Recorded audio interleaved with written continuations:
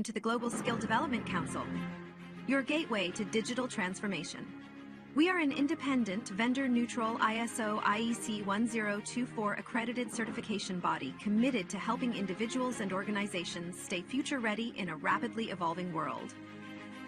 GSDC is accredited by the Accreditation Board for International Certification Bodies, ABICB. For 10 years, we've certified more than 100,000 professionals across Europe, North America, Asia, and Africa, with our offices in Switzerland, the United States, and Singapore. Our programs are recognized by leading publications and podcasts, including Forbes, Tech Target, People Managing People. We offer 100-plus globally accredited certifications across emerging and in-demand domains like generative AI and emerging technologies, HR and learning and development, project management and agile Scrum, ISO and quality management, information security. Each GSDC certification is designed to empower professionals with confidence and help organizations stay competitive in a fast-changing landscape. Every certification is crafted with insights from 100-plus global advisory board members representing top universities and leading industry experts. Our certified professionals are trusted by 500-plus multinational companies, which help unlock better roles, faster promotions, and delivering cutting-edge expertise. We partner with 100-plus authorized training partners and 50-plus universities, supporting talent across all career levels, from entry-level to executive leadership. As a GSDC member, you gain lifelong access to interactive webinars, hands-on workshops, SME panels, and global summits. Join a vibrant community of 25,000-plus members and be part of our global events. Check our reviews on Trustpilot. We're trusted worldwide for quality, support, and impact. Whether you're aiming higher or building tomorrow's talent, GSDC is your partner in purposeful growth and impactful leadership. Visit our website to explore our offerings. GSDC, share the best practices and learn from the best practices.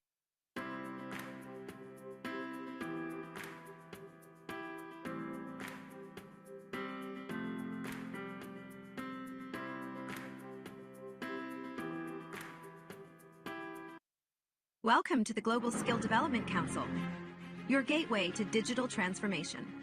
We are an independent, vendor-neutral ISO IEC 1024 accredited certification body committed to helping individuals and organizations stay future-ready in a rapidly evolving world.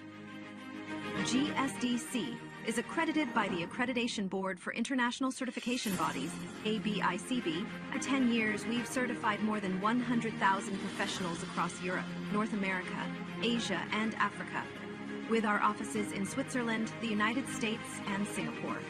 Our programs are recognized by leading publications and podcasts, including Forbes, Tech Target, People Managing People. We offer 100-plus globally accredited certifications across emerging and in-demand domains like generative AI and emerging technologies, HR and learning and development, project management and agile Scrum, ISO and quality management, information security. Each GSDC certification is designed to empower professionals with confidence and help organizations stay competitive in a fast-changing landscape. Every certification is crafted with insights from 100-plus global advisory board members representing top universities and leading industry experts. Our certified professionals are trusted by 500-plus multinational companies, which help unlock better roles, faster promotions, and delivering cutting-edge expertise. We partner with 100-plus authorized training partners and 50-plus universities, supporting talent across all career levels, from entry-level to executive leadership.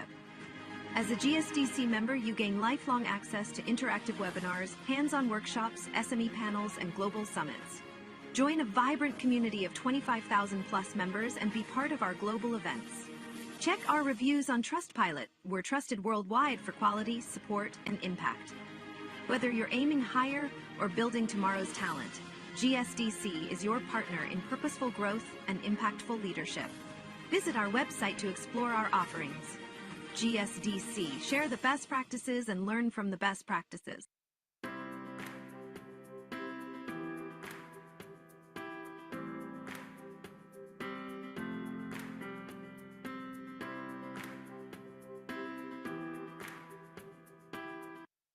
Welcome to the Global Skill Development Council, your gateway to digital transformation. We are an independent, vendor-neutral ISO IEC 1024 accredited certification body committed to helping individuals and organizations stay future-ready in a rapidly evolving world. GSDC is accredited by the Accreditation Board for International Certification Bodies, ABICB. For 10 years, we've certified more than 100,000 professionals across Europe, North America, Asia, and Africa, with our offices in Switzerland, the United States, and Singapore. Our programs are recognized by leading publications and podcasts, including Forbes, Tech Target, People Managing People. We offer 100-plus globally accredited certifications across emerging and in-demand domains like generative AI and emerging technologies, HR and learning and development, project management and agile Scrum, ISO and quality management, information security. Each GSDC certification is designed to empower professionals with confidence and help organizations stay competitive in a fast-changing landscape. Every certification is crafted with insights from 100-plus global advisory board members representing top universities and leading industry experts. Our certified professionals are trusted by 500-plus multinational companies, which help unlock better roles, faster promotions, and delivering cutting-edge expertise. We partner with 100-plus authorized training partners and 50-plus universities, supporting talent across all career levels, from entry-level to executive leadership. As a GSDC member, you gain lifelong access to interactive webinars, hands-on workshops, SME panels, and global summits. Join a vibrant community of 25,000-plus members and be part of our global events. Check our reviews on Trustpilot. We're trusted worldwide for quality, support, and impact. Whether you're aiming higher or building tomorrow's talent, GSDC is your partner in purposeful growth and impactful leadership. Visit our website to explore our offerings. GSDC, share the best practices and learn from the best practices.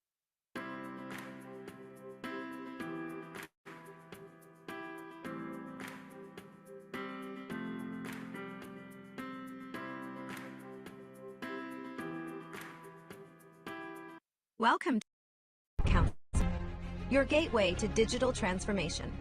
We are an independent, vendor-neutral ISO IEC 1024 accredited certification body committed to helping individuals and organizations stay future-ready in a rapidly evolving world.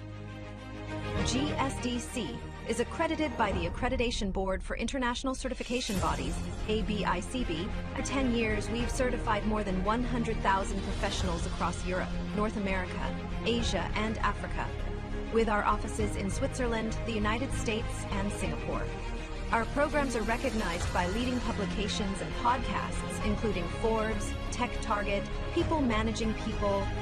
We offer 100-plus globally accredited certifications across emerging and in-demand domains like generative AI and emerging technologies, HR and learning and development, project management and agile Scrum, ISO and quality management, information security.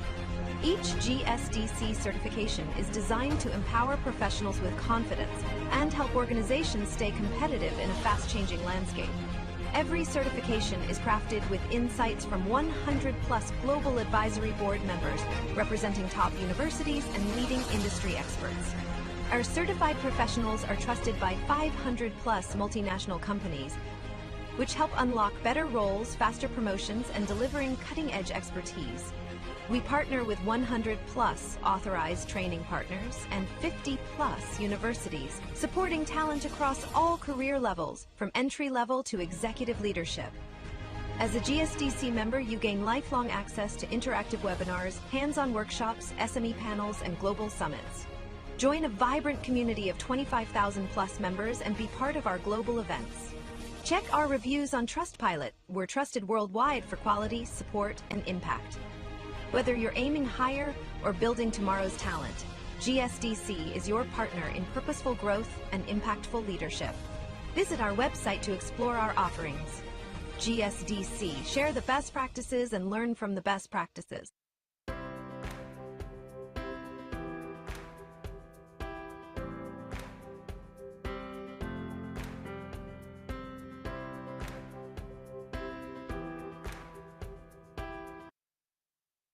Hello everyone, we'll be starting a session now. Please allow me to share my screen.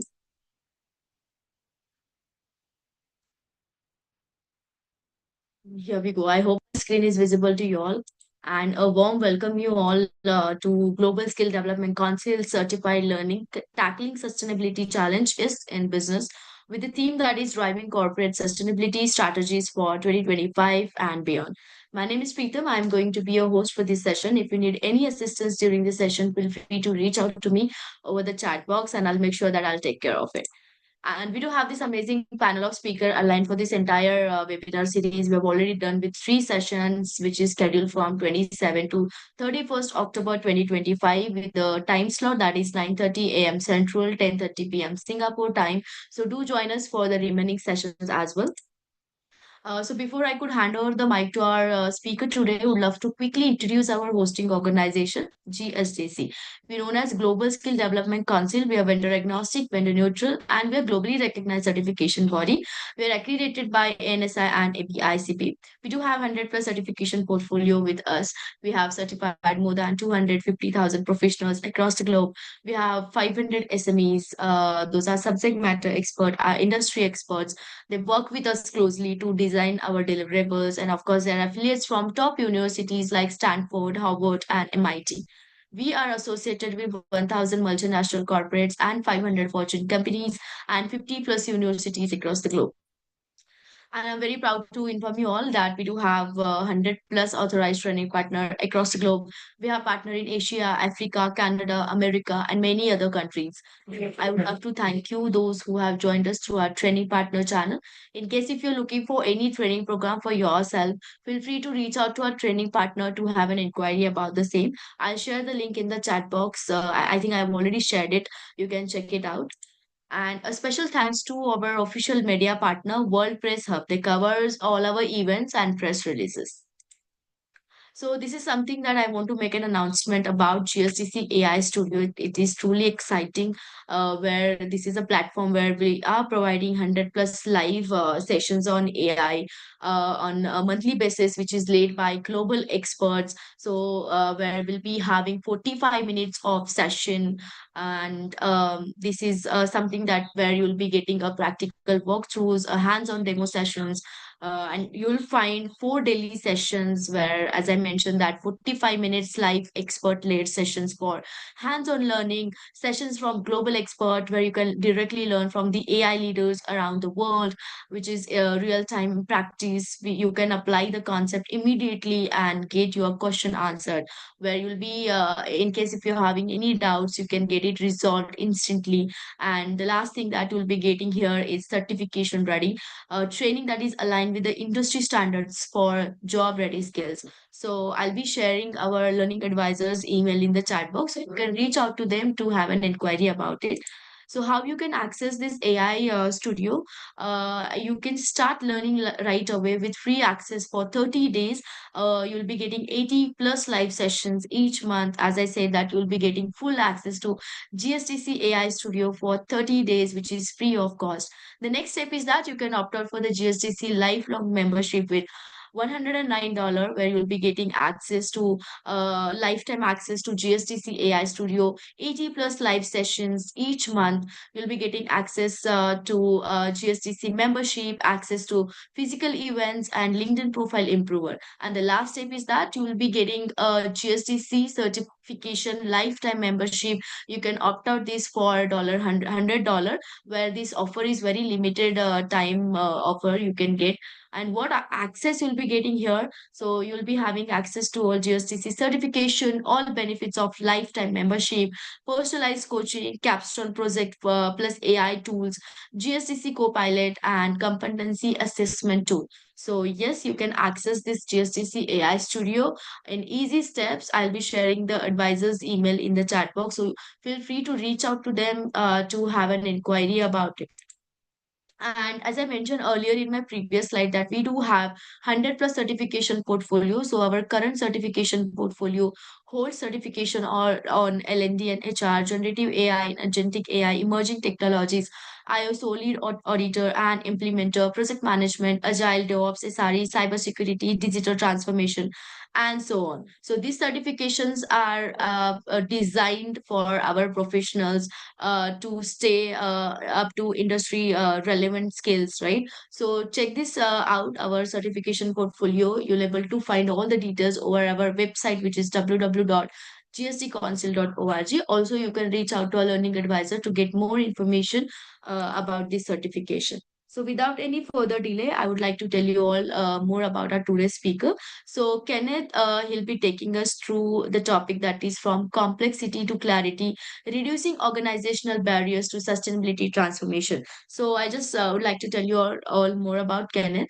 So Kenneth is widely known as Kengon. He's an internationally recognized author, speaker, and consulting professional with over 4 decades of experience in technology. Since beginning his career in 1984, he has served in a roles ranging from individual contributor to executive management, equipping him with a deep understanding of both strategy and execution.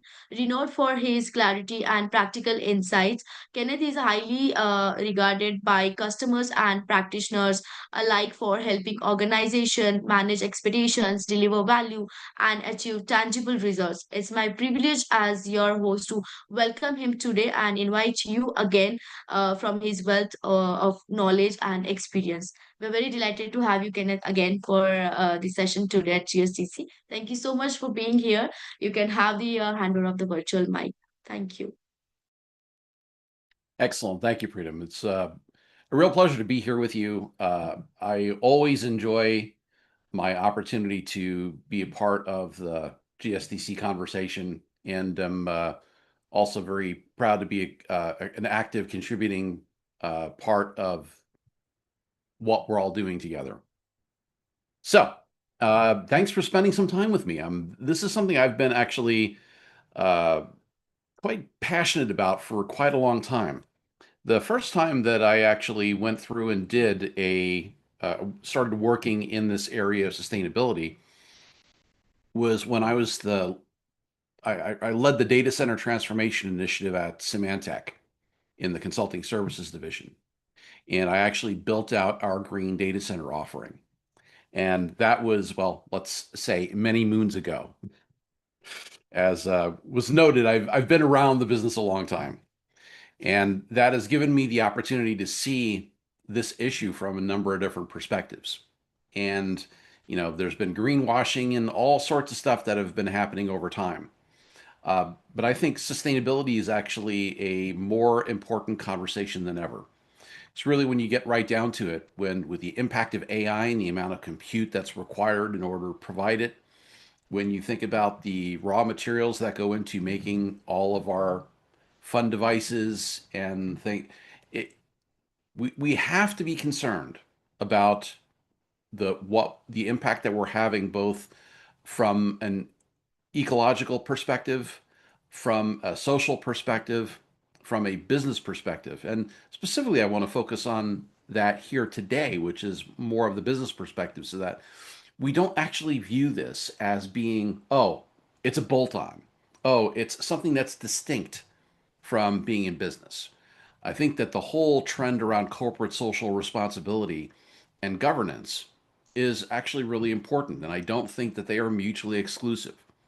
So I'm hoping that by the end of this, what we'll actually have gone through is not only some of the good background and what it takes to be able to have a sane, dare I even say, rational conversation about sustainability, but also giving you some really useful tools to go through and be able to now get engaged with your peers, with your coworkers, with your executives, potentially even with your customers and suppliers, about what is it that we can do to do a better job of sustainability. Now, as you can see, I've been in the business a while.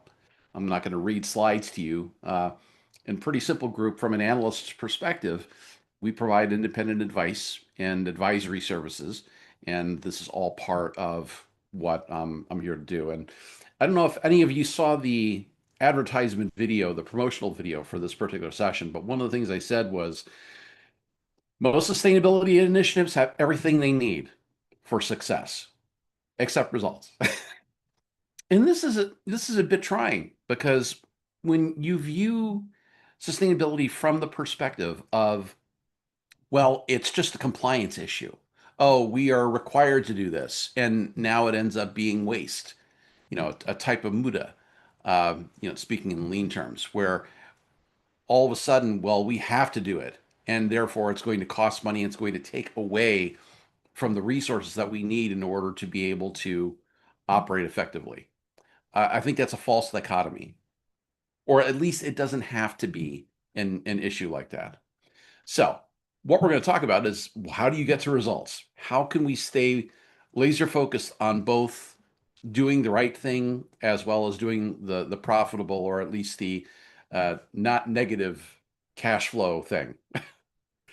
So, our objectives today are pretty simple. I'm going to walk down through the list here, and I'm not, again, I don't like reading slides to people, but I'll just leave that up there for you to peruse. This is actually what we're going to work on today. Okay. So in our agenda, we're going to walk through 4 distinct sections. So first is the complexity trap.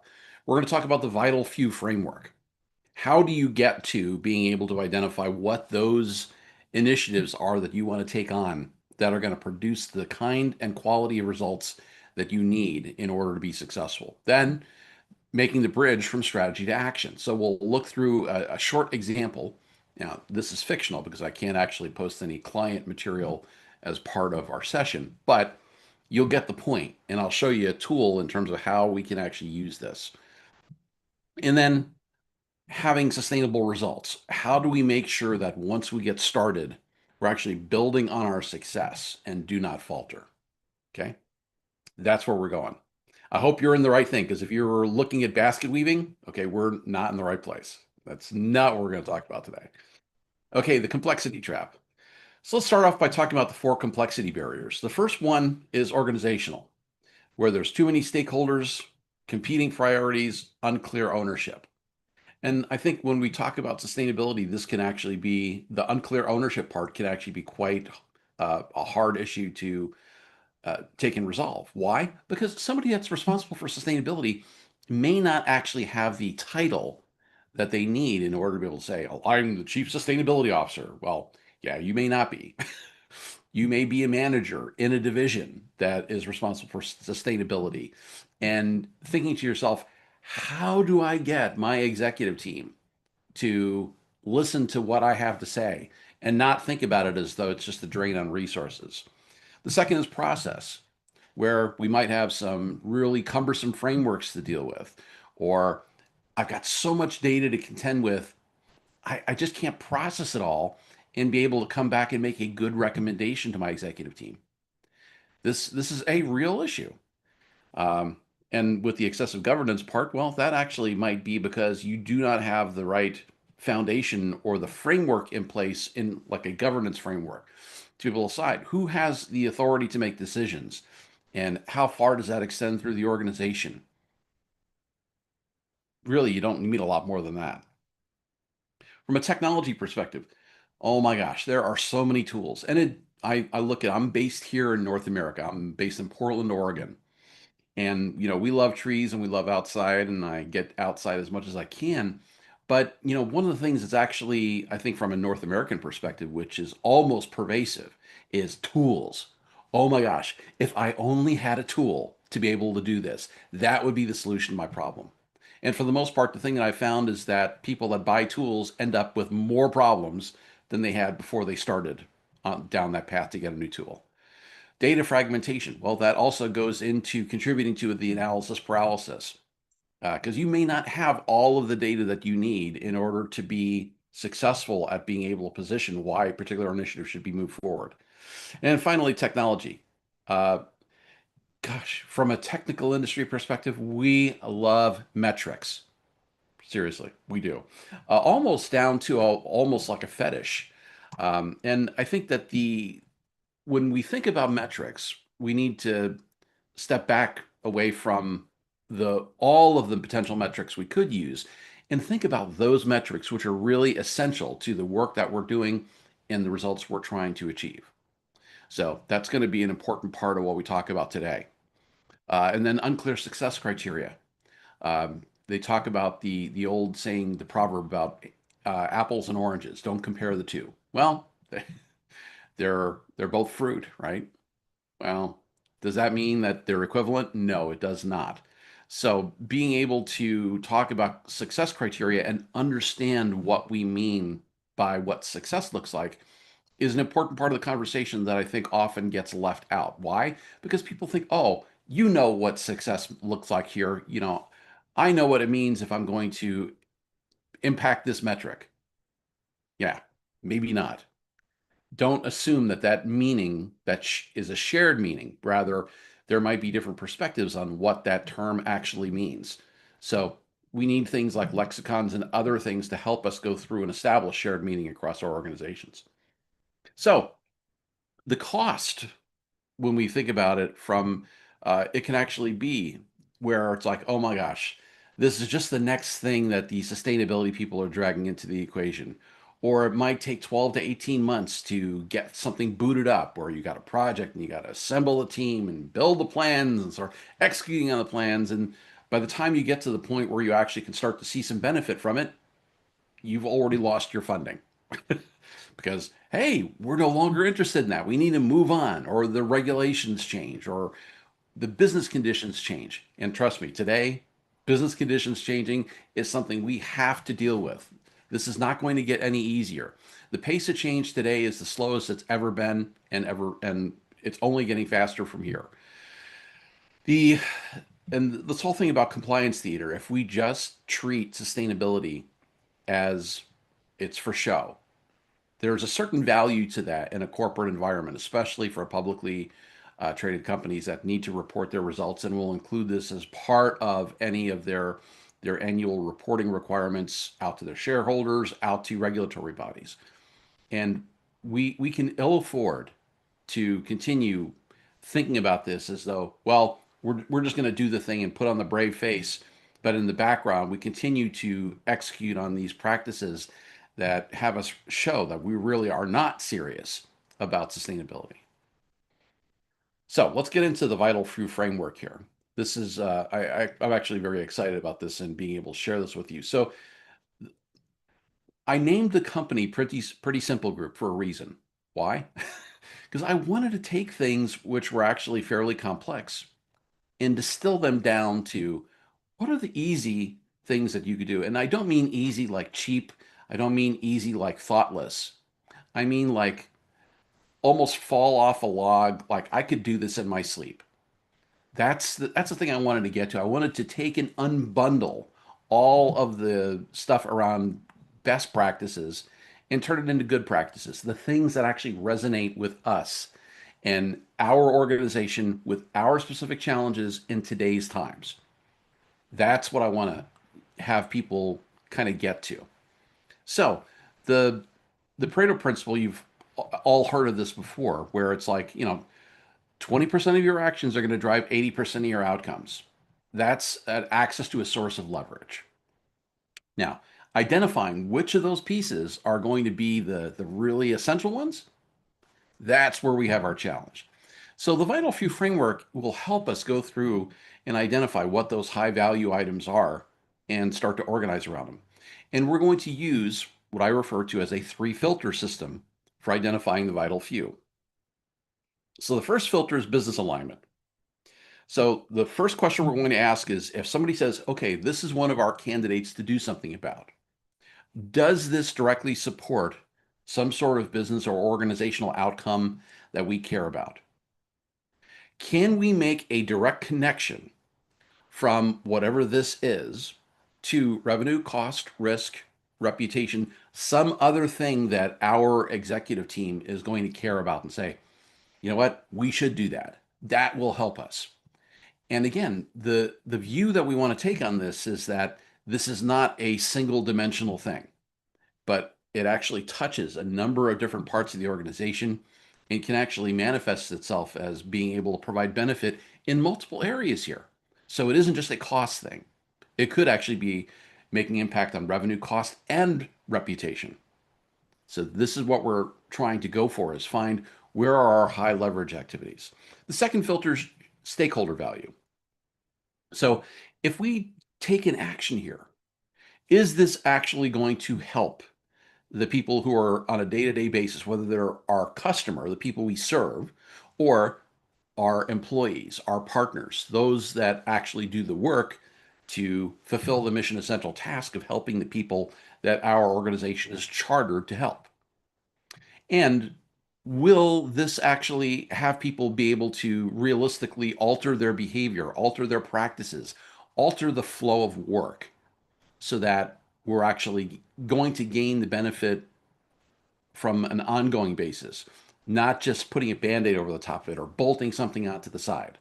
That is probably one of the biggest issues I've seen over the course of my career, which is, hey, we started off with really good intentions. People were excited, but once the excitement wears off, now you got to live with it.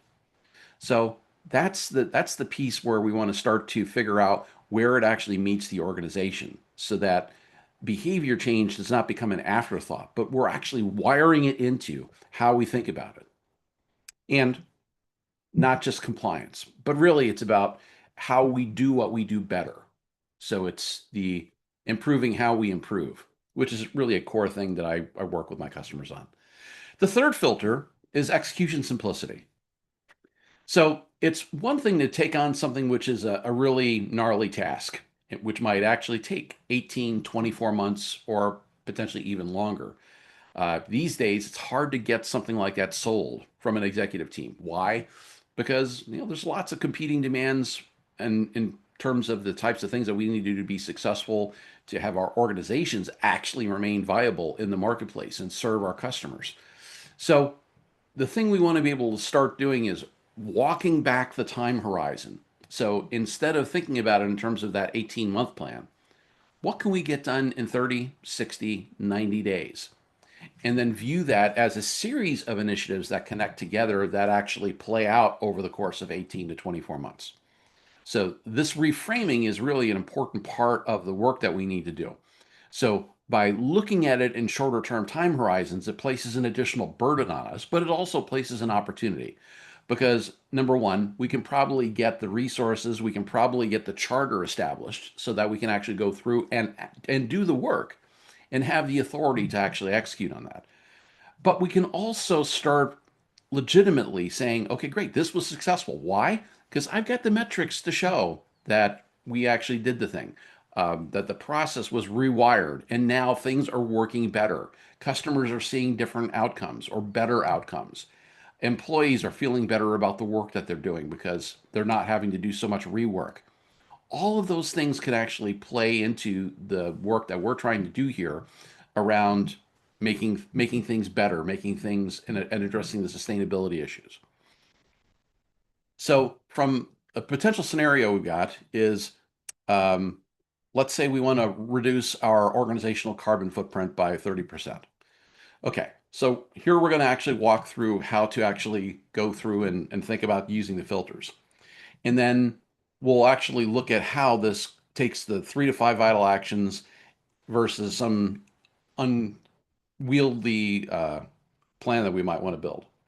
So the customer example is this customer would actually take and use this to go from a 12-month initiative to 4 months, cut the metrics from 23 to 5, increase stakeholder engagement, and deliver results that were actually noticed, right? So from strategy to action, we're going to go through and actually show how, number one, we can first off do a complexity audit.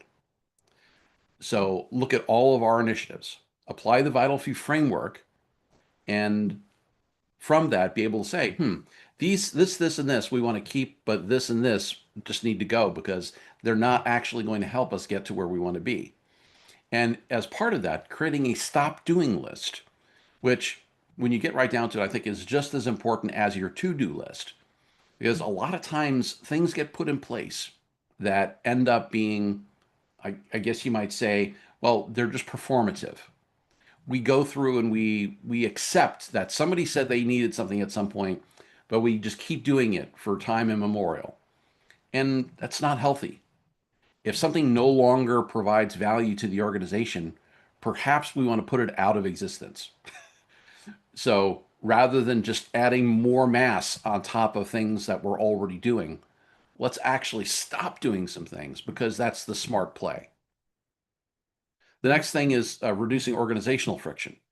So instead of having lots of steering committees and producing lots of reports, hey, let's actually establish it where we know who's responsible for X. And then we actually give those persons the authority to make decisions, to manage the initiative, to, if something's going off, they get to correct. Now, this does not mean that we should not be holding people accountable. Actually, we should. That's part of the process, right? It's we want to set people up for success. And if something's not going right, it's probably not because they're doing the wrong thing. It's probably because what they're doing isn't having the outcome that we want them to have. So part of causing and correcting is actually identifying that we are not getting the result that we want. So we need to go through and we need to pivot. We need to change it up. And that's why we're trying to push everything down to the point where the person who is making the decision has the best information, has the best view on what's currently happening. Why? Because they're leading it. They are doing the important task of making sure it gets over the finish line. The third one is focused measurement on outcomes. So there are certain things about the things that you measure. So leading and lagging indicators are really important. You have to distinguish between the two. So one of the things, I am a pilot, and the traditional six pack that people use to fly straight and level. Well, you've got a number of different instruments in there. Some of those are leading indicators, like your vertical speed indicator. And you can actually notice just by doing a little wiggle on the yoke that the vertical speed indicator flutters. So it will show an instantaneous either ascent or descent at a certain rate of feet per minute. Well, that's great. But if I try to chase that around, what that's going to do, that's going to cause an incredible amount of frustration. Rather, we want to configure ourselves so that we understand what our indicators actually tell us and say, well, we might actually be heading in a direction where we now might be climbing when we want to be straight and level, or we might be descending when we want to be straight and level. So we have to interpolate. We have to look at all of the information and start to be able to say, this is working, this is not working, let me correct to get back to where I want to be. So the degree to which we can actually connect our metrics directly to business value is really important for us, so that we're actually showing that over time, from the time we start an initiative until the time that we say the initiative is no longer valuable or providing any benefit to the organization and we stop doing it, we want to be showing all along that, yes, we are moving in the right direction. The actions we are taking are having the intended outcome, the intended effect. Then 4, building momentum through quick wins. So being able to, in this environment, to declare a win is really important for all of us. Because if you are a sustainability professional and you need to get to the point where it's like, don't cancel my initiative, don't shut down the program. Because, quite frankly, with all of the things that certain organizations have to do today, it very well might seem really attractive to, you know what, we're going to take it on the chin for sustainability because we just can't do it. The business environment is tough. Our customers are experiencing pressures. They're causing us to experience pressures. That's eroding margin. So sustainability's got to go.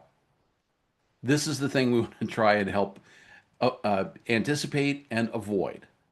So being able to use small wins to show that, hey, we said that this was going to happen and this was the result we were going to get, and we got that. This is part of how you start getting a reputation for being the kind of person that is, hey, I can bet you bring something to me and I know that it's going to come across the finish line and you're going to get a good result out of it.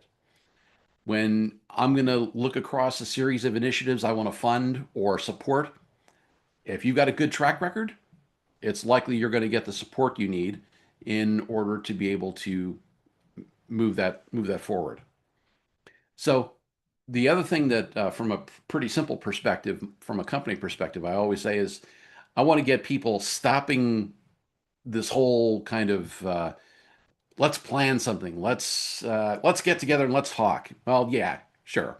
there's probably a certain element of talking that you need to do to get other people enrolled and engaged.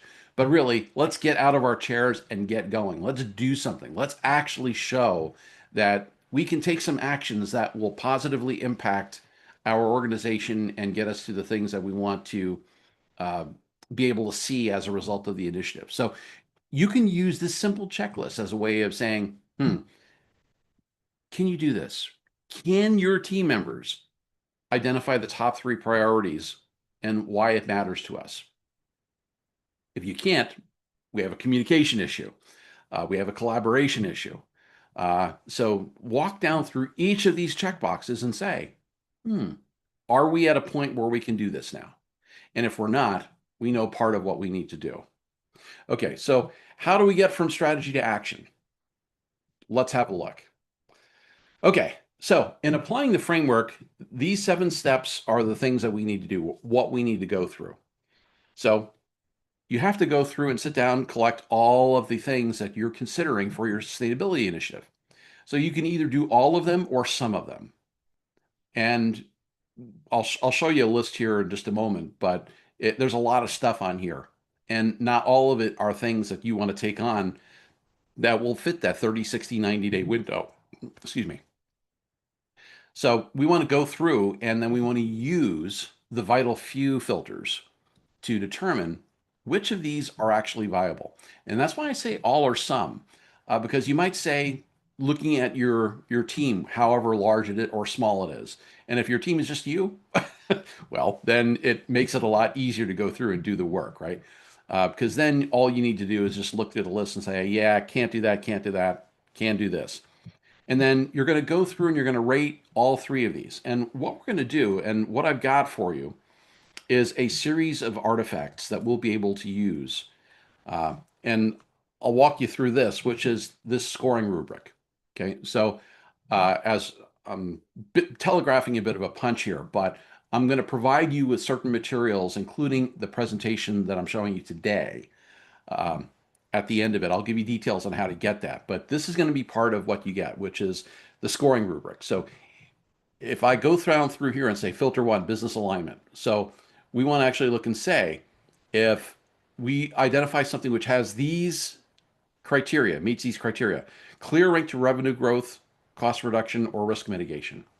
Okay, so if you say that this particular thing that we're working on has that, great, you're going to score it as a 5. And I'll show you the mechanics on this to make it really easy. It's not complicated. But basically, this scoring rubric helps us go through and provide that, I guess you might say, an independent, an outside person's perspective view. Not because we're passionate about sustainability, but really because we look at it and say, yeah, there's really no tenuous link to the business outcome. Well, in that case, we're going to rate something a 2. Got it? Okay, great. So that's how we're going to apply the framework. So we're going to use the scoring rubric, and that's going to help us determine what the vital few are. Oh, and by the way, the other thing about the scoring rubric, I'll go to the last page. So we actually look and say that from if you get anywhere from 13 to 15 points in terms of the scoring for your initiative, okay, that's the vital few. If you have 7 points or less, okay, that's something that you probably have significant barriers and you want to push and not do. Consider it for a future period. So this is how we're actually going to go through it. I'll show you mechanically how this works. So as we're going through, I'll show you the form and then how we'll use this. Bottom line is the key piece about this is it's about communication. I want to remove the barriers to, oh my gosh, how do I think about all this stuff? How do I do this analysis? Notice that in terms of the scoring rubric, it's easy. And easy does not mean cheap. Easy does not mean like simplistic, but rather it's a quick and rational method for being able to go through and evaluate something on different dimensions, and then actually now get busy on, okay, let's make something happen. Okay, so for this hypothetical organization that we're talking about, here are some of the initiatives that the company is thinking about doing in terms of, okay, these are things we might do which would impact sustainability. So, green building certifications, packaging redesign, data center consolidation, sustainability training for executives, sustainability training for employees, right? So these are things that you can look over this list and say, that actually looks fairly similar to things that I've been considering doing in the past. Okay, now let's actually go through and think about this from mechanics of hang on. I think I misordered what I wanted to do here. Um, yeah, so let me get into that. Um, I'm gonna pivot over to the tool that we're going to use, which is called the Vital Few Framework. Okay, so what I'm gonna show you here, and this is one of the tools that I will give you as a portion of the follow on today, is I'm gonna go through and I'm gonna put an initiative name here. So for my first action, I'm going to say this initiative is our data center consolidation initiative. Okay. And I'm going to go ahead and hit enter. Boom. And then I'm going to go down through and I'm going to score this. You'll see that initiative, the data center consolidation shows up here. So I'm going to score this. So from a business perspective, I'm going to give this a 5. Why? Well, it's going to reduce IT costs by pretty significant amount of money. We're going to remove things from the infrastructure that are no longer providing value. So we're probably going to get a couple $1 million worth of business benefit as well as supporting digital transformation. From a stakeholder value perspective, I'm going to go ahead and call this a 4. Why? Well, our IT team wants this, and we know that IT is a pretty significant cost center, right? And it should also have the benefit of helping us get better performance and reliability. And then from an execution perspective, I'll go through and rate this as a 4. And then we see our total score here is 23. So there's also, oh, I'm sorry. Shouldn't be that. Yeah, right, 13, because the max score is 15. So from a simplicity perspective, the CIO has the authority. They've got the budget. At least they think they can do that. We expect it could be done within the next 6 months, and there are clear metrics. So with a score of 13, this now is a candidate for our vital few, right? So here's our interpretation. So and you can see that the cell actually, or the row actually turned green, right? So now let's look at something like doing some travel policy changes. So I'll come back up here and I'll say, okay, travel policy. And just for, I'll go through and I'll add one more so we can do them all at once. The next initiative would be a sustainability newsletter. Okay, that's something some of you have probably already done. So as I look at travel policy changes, business alignment, I'm going to rate that as a 3. Why? Well, there's probably some cost savings associated with it, but leadership has really been resistant to making major restrictions or changing things. From a stakeholder value perspective, I'm going to rate that as a 2. Why? Because employees are going to see this as burdensome. And, when you got, people that are supposed to be out in the field doing things to help produce results, they're going to see that as a blocker. And that's not going to help you have the initiative be successful. And from an execution simplicity perspective, I'm going to rate this as a 4, or excuse me, as a 3. So it requires policy approval. It's got cultural change component to it. You need enforcement mechanisms to be sure that people are doing this. It might actually increase the cost of your travel overall. Anybody that's worked with a travel agency in the past to do something like this and knowing that you need to apply rules, you might wonder to yourself, oh my gosh, are we really saving money? Why can't I just go to, Expedia and book my hotel room? You've experienced that, right? Yeah, because I know I have. But this is like what goes through the mind of the individual employee, not seeing things from a programmatic perspective. So that's probably one of the things that you'd want to explain as you're going through. So from this initiative's perspective, we did our rating and came up with an 8. So that now puts us into, well, that's something we might want to reconsider. Might not get us the benefit that we're looking for. Now, from a sustainability newsletter perspective, we look at this and we're going to rate business alignment. Okay. I'm going to give this a 1. Why? Well, it doesn't have a measurable business impact. It might make us feel good. It might make us give something to our board or include as part of the report saying, hey, look, we put a sustainability newsletter together. And it's not a bad thing, but is it actually helping move the needle? We're not sure. So from a value perspective, we can look at it and say, 2. So we expect that we're probably not going to get as many people reading it as we really wanted. Why? Think about it. How much email do you get on a regular basis? A lot. I know I do. So trying to compel people to read one more thing might not necessarily be the best thing for us. And then finally, execution simplicity. Well, I'm going to rate that as a 5. Why? Because it's something that it's easy for us to create. And, well, yeah, it's easy. Or we might even say that, well, we might even rate that just slightly lower as a 4, because we now are at a position where we need to spend additional money to get the software to actually produce that on an ongoing basis. So here we've got of the 3 initiatives that we identified from the previous slide, we've now got 3 initiatives, and 2 of them are kind of like they're a bit suspect. And if I were to take and lower the score even more, okay, you can see that the row turns red. Where this is one that you probably want to take now and turn into something which we're not going to do. We're going to push that off to a future period. So we go through and we say now, great, okay, so this is our initiative here. I'm going to go through and say this is part of our vital few.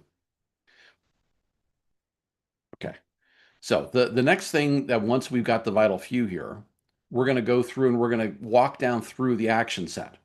So first off, ensuring that we have an owner. And that owner may be you, or it may be somebody else. We really don't care who the owner is, but we need to know one person is responsible for doing the thing, that they're going to own the success or the failure of the initiative. And if we don't, that ends up being a problem for us. So I'm going to go through and say, okay, so for the data center consolidation, that's Kengon. So I'm going to make that there. Okay, now, what is your 90-day goal? That's an important question. What can you get done in the 90 days? Well, data center transformation or data center consolidation, as we've seen, that could actually be a pretty hairy operation. But what I can actually do is convene a committee to identify all of the core applications which we need to operate. That's a reasonable first step in doing a data center consolidation. Why? Because if we don't know what we're running, we don't know the infrastructure or the moving parts that are required in order to actually make it work. Then what's the success metric? So we want to go back to and look at the different metrics we might be able to say that the success metric is actually producing the list in the next 3 weeks, or offering a specific date when that's going to be completed. And the first step, what can we do this week?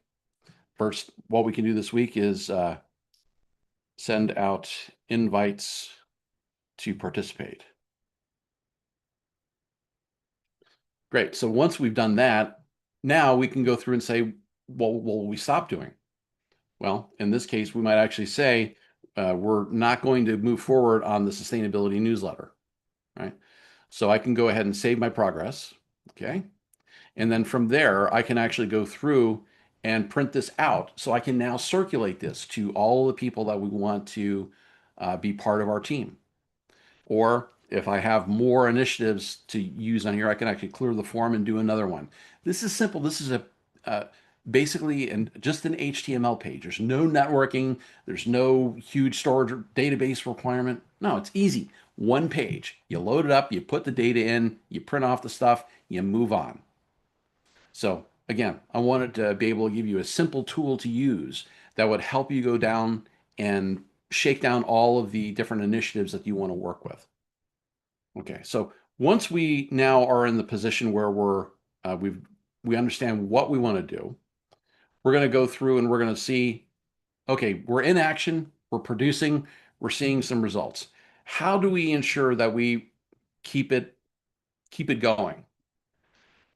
So some of the common pitfalls that we see are complexity creep. That, yeah, so we design an initiative, but the thing that happens is, oh my gosh, we start to see it in moving, and then we add something onto it, like barnacles on a ship. No, we want to stay focused. And if we need to think about, well, does it need, how big is it? Bigger than a bread box, smaller than an SUV? That's a decision that we want to make when we design the initiative. So we don't want to have scope creep as we go along, because that can negatively impact us from being able to show that the initiative that we're taking on has actually been successful. The other thing is losing focus, that we've got so many different things that are up that we just can't keep it all. It's like the old TV shows with the plate spinning, where you have a person, there's a bunch of poles, and he puts plates on top of it and he spins around, and there's only so many plates you can spin before stuff starts to fall off and break plates on the ground. Okay, now I admit I'm old, and some of you might not understand plate spinning, but look, go through and search for it. Find a video. You'll trust me, it's out there on YouTube somewhere. And then stakeholder fatigue, that you're just taking on more and more stuff and you're trying to rapidly cycle through things. Look, people only have so, it's highly unlikely that any of us are going to have additional staff that we can say, bring on as a full-time person and build out an entire department whose sole focus is to continuously improve and take our sustainability, our position and improve that. No, that's not the environment that we're in today. So you're going to have to get people engaged with you that are engaged in other duties. And as a result, they need to start making not only the case for why that actually makes sense for them, but also working that into their other assigned duties, right? So this is important. We need to ensure that we're helping them be productive members and we're not overtaxing them. So here's what we might be able to do is, number one, complexity audits. As we go along, go back to a written charter and make sure that we're not taking on more than we can chew, or if we have to scale it back, let's scale it back and communicate it. We need to protect the vital few initiatives. Why? Because they are going to be our access to results. So if somebody's trying to get you to take and scale them up, resist it to the maximum extent practical. And if you have to, trade it off with something else.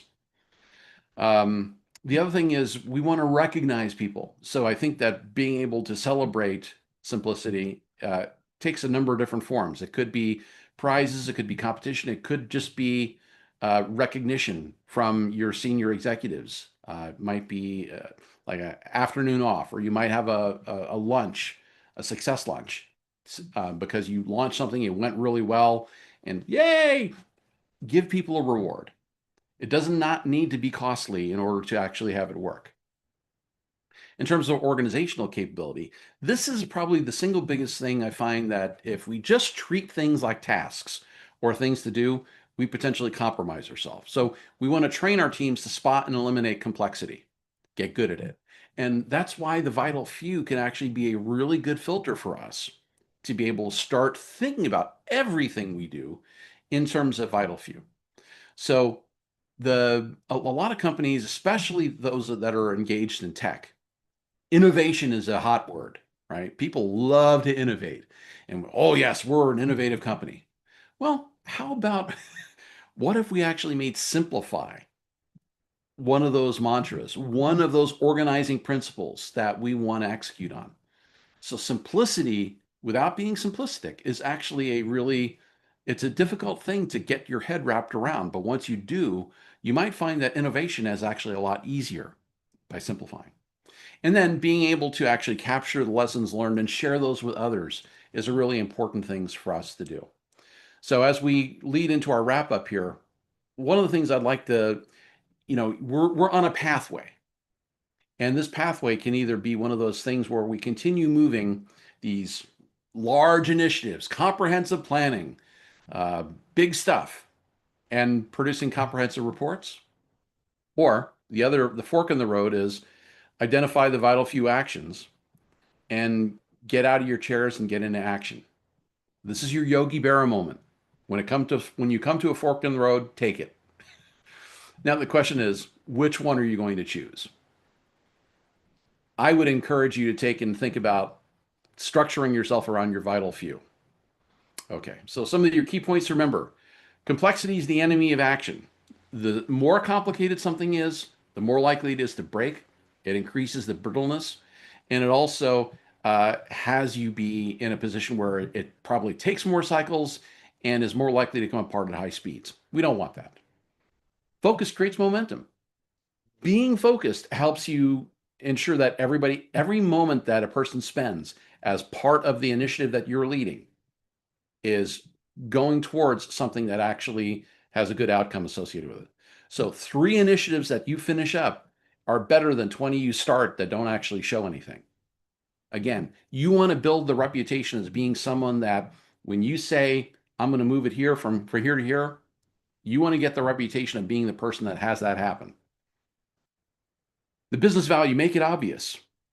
Don't hide it. Don't produce a lot of metrics. No. 2, 3 key things that you can say are going to come from this that you can now test and show that, yes, this actually came. If you can't do that, you're probably not ready to execute. Stakeholder-centric versus compliance-centric. Again, anytime we think about compliance-centric, think waste, right? It may be regulatory. You may have to do it, but that doesn't mean that you want to do it. So take the must do with the want to do.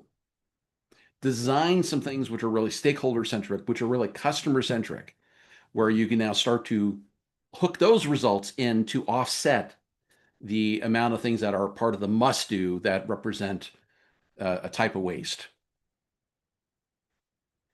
Other key points to remember: quick wins, fun long-term transformation.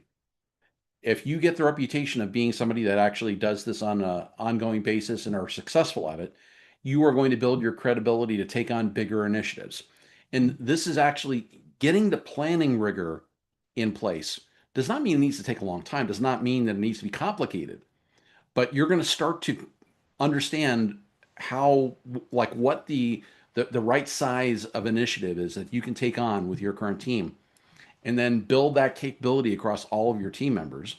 And then as you do that, as you gain more experience, as you show, you'll learn what your practices are in your organization so that you can actually start to expand the window out a little bit, take on something a little bit more ambitious, and see what you learn out of doing that, and gradually become more capable over time. This is an essential part of especially the work that I do with my customers. Simplicity is representative of being disciplined, like disciplined practice. So by fighting complexity creep and by making sure that you got things rightly sized, that's going to help you deliver on them on a more repeatable basis. And the other thing is that this is going to change over time. Business conditions change, organizational situations change. Like you might find yourself in a position where you end up going from, hey, life is really good, we're making lots of money, to where, oh my gosh, something changed in the market and now we don't have the level of funding that we had before. How are you going to respond to that? So doing a little work to think about what are the potential risks and changes that might occur in your organization, in the broader market, in our nation. These are things that we want to start thinking about. So if we have to pull something off the table, what would we keep? And this is one of the other reasons why the vital few is a really great filter to use to go through and now figure out what we are going to work on. So we have to pull something off the table. We can pull something that's lower value, keep the higher value activities because they're actually going to help us be successful, even if we're resource constrained. So the 3 things to do next are to list all of your initiatives, go through and do the complexity audit, apply the vital few framework, use the scoring rubric, come up and score everything. And you can build yourself a simple list with all the scores and your reasoning behind why you believe that that's actually the appropriate score for it. And then find out what the barriers are to being able to execute, and whether that's actually because, you know, I'm just not seeing the the proper level of support, or we might not have the funding we need, or the people that I want to actually work with that have said, "Hey, let me be part of the game." They may not have the time. They may not be getting the appropriate support from their management to join you in moving forward the sustainability initiative. So find a barrier and get rid of it, and then talk about it, promote it, have this be something that's now visible, where by eliminating barriers, you're going through and you're helping not only yourself be successful, but you're showing other folks in your organization what they can do to contribute to the overall goal, as opposed to just having it be on a function of something that you are doing. Okay, so my final thoughts here are: sustainability transformation does not require you doing more. Rather, whatever you do, provide clarity and focus, and take on only the things that are going to take and resonate and demonstrate that you're serious about it and you're going to have results. The beauty of simplicity isn't just something that's aesthetic. It's not just appearance, but rather it's the foundation for sustainable results. Simplicity, beauty, these are words that I like to use as part of why I do the things that I do and how I like to help people. So some of the resources for you. So I said I'm going to give you the presentation. I'm going to give you the tool as well as the scoring rubric. Okay, there's a link down here. Pretty simple group, /FCTC.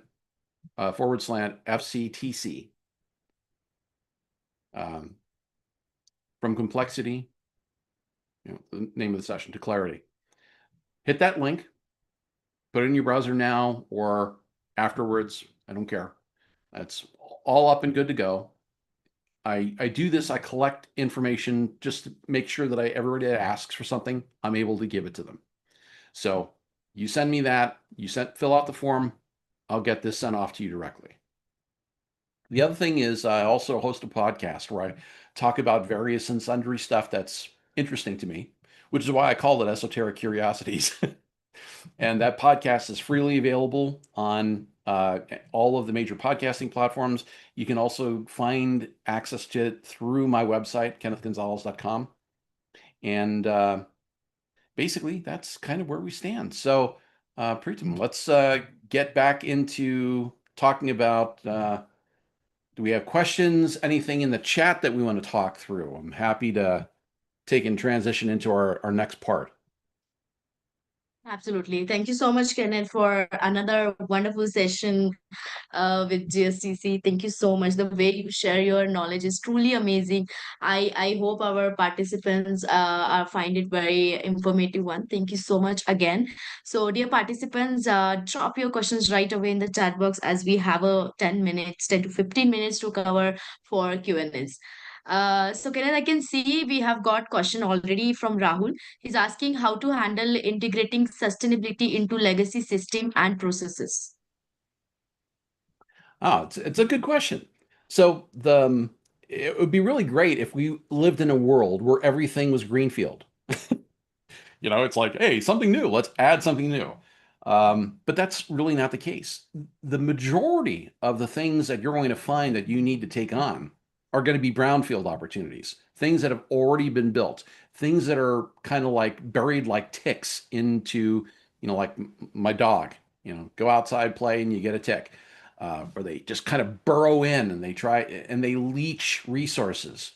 Well, that's what a brownfield opportunity is like. And it's not to say that all brownfield initiatives are bad, because you probably have core systems that are in your organization that you need to be able to run AP, accounts payable, accounts receivable, do all your financial stuff. Okay. So working with existing initiatives is just as important as being able to look at the new ones. So you should use the vital few when you consider what are the things that you might actually go to work on and what are the impacts of operating existing systems, existing processes, existing equipment in order to be able to look at what the impact is. Um, that's you can use the vital few, that measurement system, uh, with greenfield or brownfield. And if you got to follow on to the question, you want to please put that in the chat, and I'm happy to take and go into more detail. There's another follow-up question from Rahul. After that question, can we use the same framework in bracket 1 to 5 raters? Ask that one again, please. Yeah, so Rahul is asking, can we use the same framework in bracket? It's 1 to 5 rater question mark. Yes. Yeah, and that's exactly what I'm recommending is use the vital few, create the list, come up with the scoring, and then apply your scores to it. And then that'll give you your indication as to whether you should actually go through. And I'll pivot back to the scoring sheet here for a moment. Or the wrong one. Where is it again? Lost the window. Right. That'll get us back to here where we can start to see the red, amber, and green, right? So by scoring, we can now go through and look and say, here's our interpretation of it. And looking at our total score, that can give us the opportunity to now start to prioritize and say, this we are going to work on, this we're not going to work on. And some things might actually, because of their brownfield opportunities, some things might be, hey, look, we can't touch it.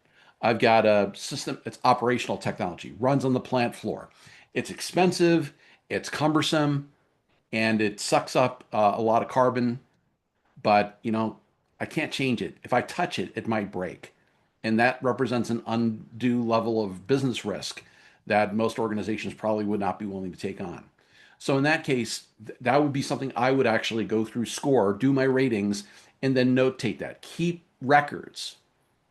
Think about what changes need to be made. And if you make a decision, document why you made the decision. So if somebody comes back later and asks you, well, why didn't we look at rearranging the operational technology on the shop floor? Okay. Now you'll have a basis to be able to answer the question. And at some point it might come up where it's like, okay, well, maybe we're at the point in the organization where we need to take that on because there's a larger set of concerns. And you can now help be part of the business case for why that thing should now be touched as opposed to when it was considered higher risk and then you deferred on taking that action. Great. Thank you so much, Canon. There's a question that we have got across live. From your experience, what's the most common reason sustainability initiatives lose momentum after the initial enthusiasm fades? I think that probably the single biggest factor is that the enthusiasm is a great thing, but where it meets reality is the thing that I think will torpedo something faster than anything else. To the extent that we treat it like a bolt-on, that we now think about it as being non-essential, or, oh, now I need to do another thing.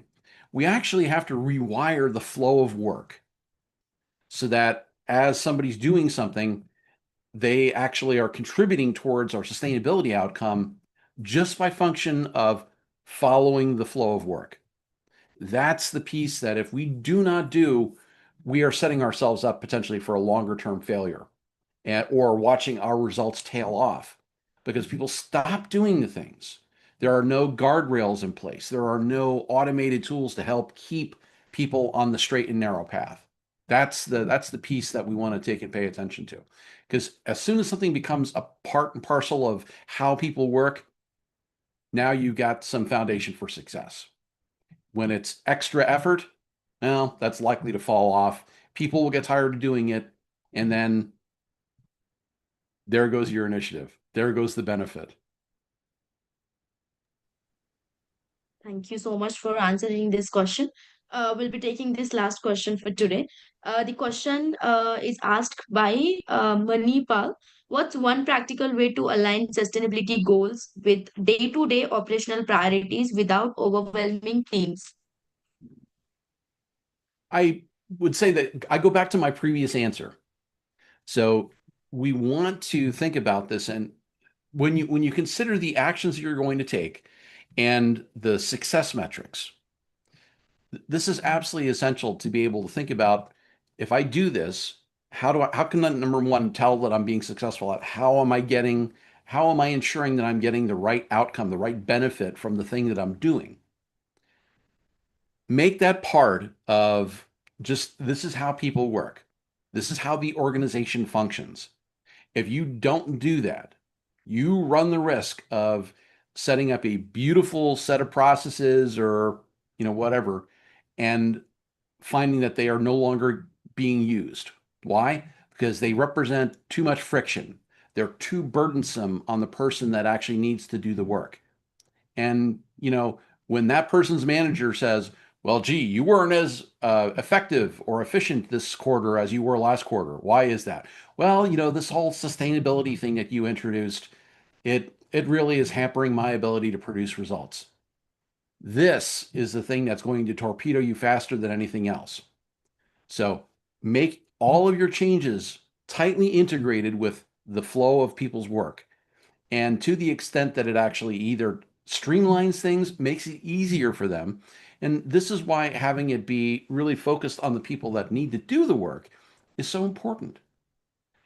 If we don't take that into consideration, we're going to find that they're going to run out of adrenaline, and then they're just going to stop doing it.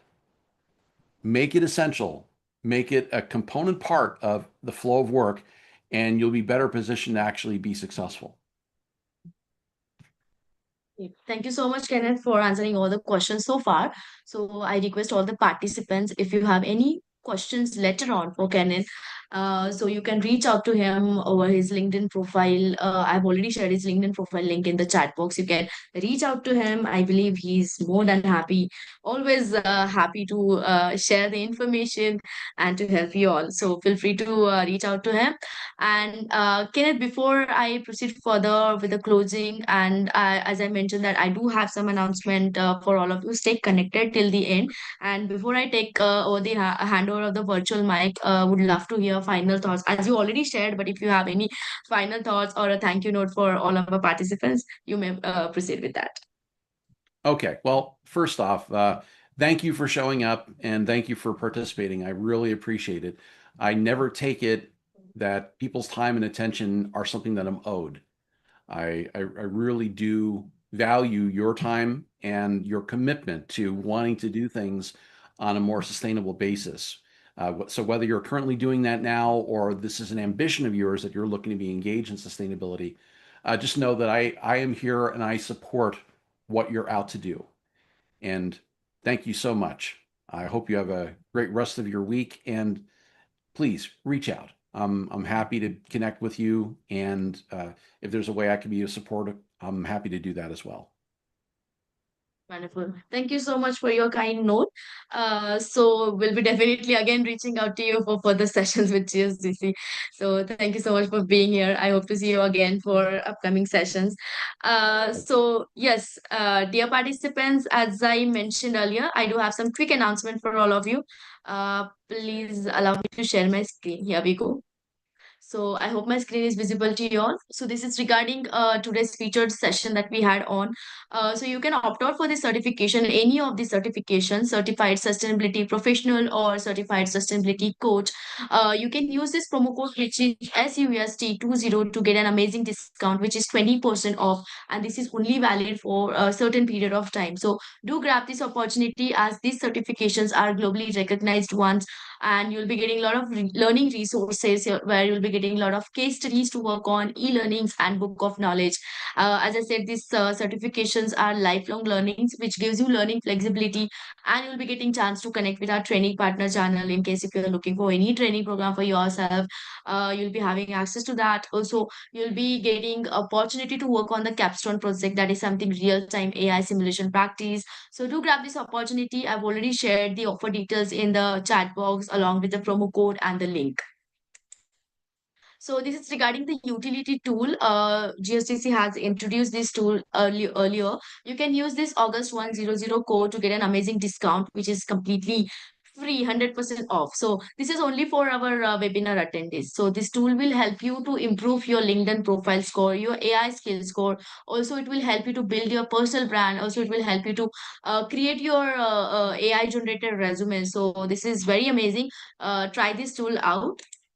And let me make this announcement. Tomorrow we'll be having the last session of this webinar series on 31st October 2025 with the same time slot, 9:30 a.m. Central, 10:30 p.m. Singapore time. And we'll be having this incredible speaker, Steven. He'll be joining us as a speaker, and he'll be taking us through the topic, that is why climate disclosure and transition plans will help your companies, investors, and customers. So I believe this is going to be one of the important topic that he'll be presenting. So do not miss this.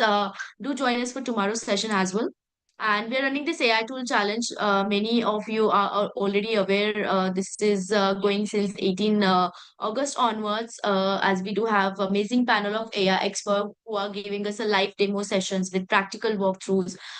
Right. So do join us. Earlier we have planned this for 28 days, but we got amazing responses, and on demand we have extended this till 100 days. So each days we'll be having a session on AI tool where, as I mentioned, where speakers are giving live demo session with practical walkthroughs, and also perform a task to perform for all of you post the session. So do join us for this as well.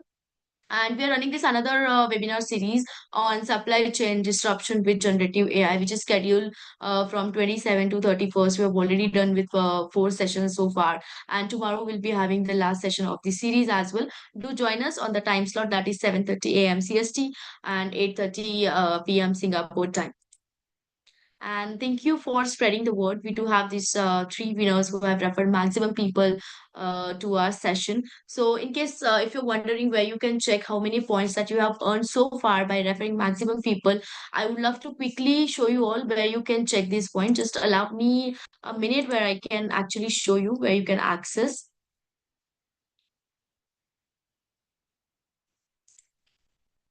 Alright, so you just need to go through our website, and you can access our event web page where you'll able to see the session details. This is our webinar. And if you scroll down a little bit, you'll find the search bar where you can see leaderboard legends.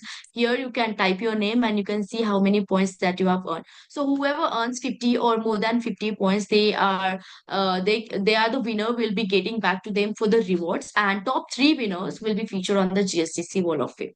So you all know, referring people to powerful sessions like this, you're already taking step ahead and becoming a thoughtful leader, right? So do refer maximum people. We'll be announcing all the final winners tomorrow, that is on Friday, which is end of this webinar series. So going back to the main slide. Here, in case if you want to be speaker for our upcoming event, you can definitely reach out to us, as we do have a global platform like Learning Capsule, webinars, and the podcast. And we would love to connect with you all over social media. You can scan this QR to connect with us over the LinkedIn. You can check our website www.gsdcouncil.org to get more information and to check all the offerings. And also you can check all the information regarding the certifications that I've mentioned earlier. And please do share your valuable feedback on Trustpilot. You'll find the link in the chat box. And thank you so much for joining today's session and supporting us throughout the week. I hope to see you all for the remaining session that is happening tomorrow. Do join us. And till then, take care of yourself. I'll see you. Bye bye.